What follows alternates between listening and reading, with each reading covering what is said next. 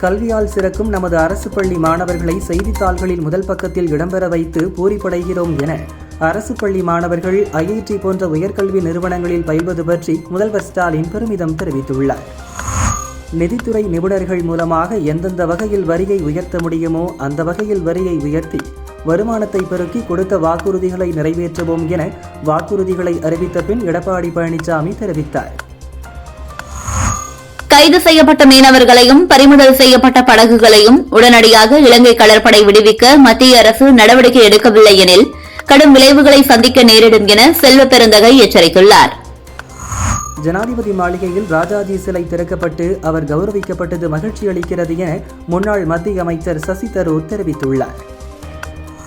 மேற்கு வங்கத்தில் வாக்காளர் பட்டியல் சிறப்பு தீவிர திருத்தம் தொடர்பான ஆட்சேபனைகளுக்கு தீர்வு காண ஒடிசா மற்றும் ஜார்க்கண்டிலிருந்து நீதிபதிகளை நியமிக்க சுப்ரீம் கோர்ட் அனுமதி அளித்துள்ளது.